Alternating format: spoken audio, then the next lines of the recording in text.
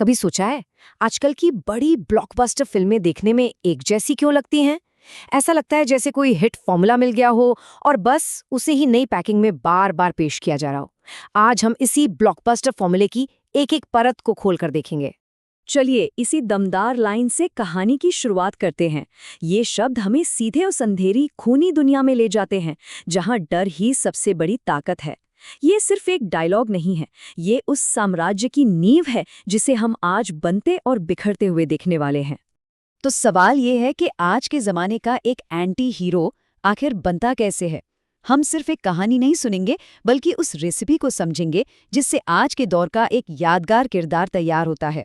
वो कौन सी चीजें हैं जो उसे हीरो भी बनाती हैं और विलन भी। हमारा आज का विश्लेषण रक्तराज नाम की एक काल्पनिक कहानी पर आधारित है। एक ऐसी कहानी जो जानबूझकर एनिमल, पुष्पा और सायरा जैसी फिल्मों के हिट मसालों को मिलाकर एक नया ब्लॉकबस्टर फॉर्मूला तैयार करती है। तो चलिए देखते हैं ये रेसिपी काम कैसे करती है। इस रेसिपी का पहला और सबसे जरूरी मसाला है एक गहरा दर्दनाक फैमिली ट्रॉमा, एक ऐसा जख्म जो कभी भरता नहीं और उसी के जहर से किरदार के गुस्से और एम्बिशंस को ताकत मिलती है। इसे हम एनिमल टच कह सकते हैं। ये वो कच्चा अनफिल्टर्ड दर्द है जो बचपन से ही किरदार की पहचान बन जाता है और उसे धीरे धीरे उस जानवर में बदल देता है जिसे दुनिया बाद में देखेगी। और ये वो पल है जब आरव का पिता भैरव ये शब्द कहता है तो एक ही झटके में उस लड़के की दुनिया टूटकर बिखर जाती है। उसके दिल में प्यार की जगह अब सिर्फ और सिर्फ गुस्सा भर जाता है। तो दिल टूट गया, दुनिया बिखर गई। अब क्या? अब आता है दूसरा मसाला, अंडरवर्ल्ड में उसका उदय। यहां हमें पुष्पा की याद आती है, जहां एक आम आदमी सिस्टम को चुनौती देकर अपना खुद का एम्पायर खड़ा कर देता है। ये एक लाइन आरव के बनने की पूरी फिलॉसफी बता देती है। जब दुनिया ने उससे उसका सब कुछ छीन लिया तो उसने ठान लिया कि अब वो पूरी दुनिया को ही छीन लेगा, चाहे कीमत कोई भी हो। ये स्लाइड आरव के ट्रांसफॉर्मेशन की कहानी कहती है।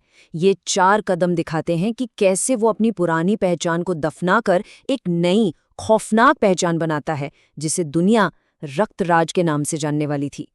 लेकिन कोई भी गैंगस्टर सिर्फ बंदूक और खून से पूरा नहीं होता, है ना? कहानी में गहराई लाने के लिए चाहिए तीसरा मसाला, प्यार। एक ऐसी लव स्टोरी जो इस जानवर के अंदर के इंसान को जगाती है और उसे कुछ ऐसा देती है जिसे खोने से वो सच में डरता है। इसे हम सायरा टच का नाम दे सकते हैं। ये वो इमोशनल एंकर है जो किरदार को पूरी तरह से जानवर बनने से रोकता है। ये प्यार उसे याद दिलाता है कि उसके अंदर कहीं एक इंसान अब भी जिंदा है। ये बातचीत वो पल है जब आरव के पत्थर जैसे दिल पर पहली बार कोई दस्तक देता है। रिया अकेली है जो उसके खौफ से नहीं बल्कि उसके अंदर के अकेले इंसान से जुड़ती है और बस यहीं से कहानी एक नया मोड़ ले लेती है। तो अब तक कहानी में सारे मसाले मिल चुके हैं, बचपन का दर्द, अंडरवर्ल्ड की ताकत और प्यार की एक उम्मीद। और अब ये सब एक हिंसक क्लाइमैक्स में टकराने के लिए पूरी तरह तैयार हैं। और फिर एक साथ 3 बड़े धोखे। ये वो घटनाएं हैं जो नायक के सब्र का बांध तोड़ देती हैं और उसके अंदर छिपे सबसे खूंखार रूप को बाहर ले आती हैं। ये स्लाइड आरव के 2 चेहरों को बिल्कुल साफ दिखाती है।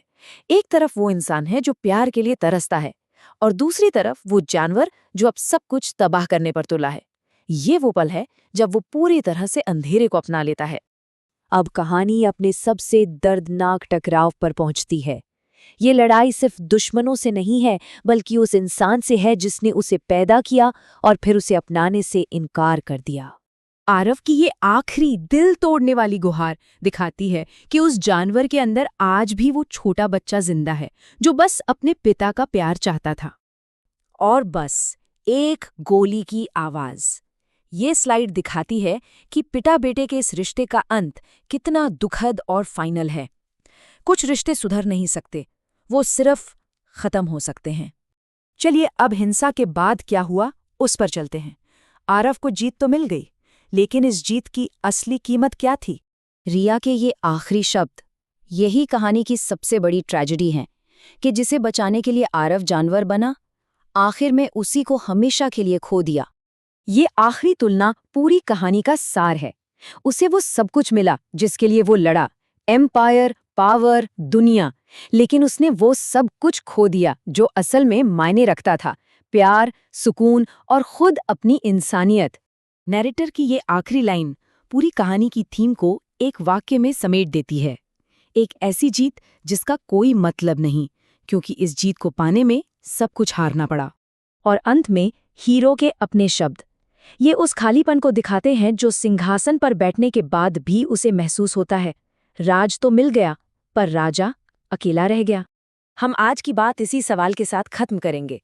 ये कहानी सोचने पर मजबूर करती है कि क्या सत्ता, बदला और एम्बिशन की इस दौड़ में जीत की कीमत इतनी ज्यादा हो सकती है कि इंसान आखिर में खुद को ही खो दे।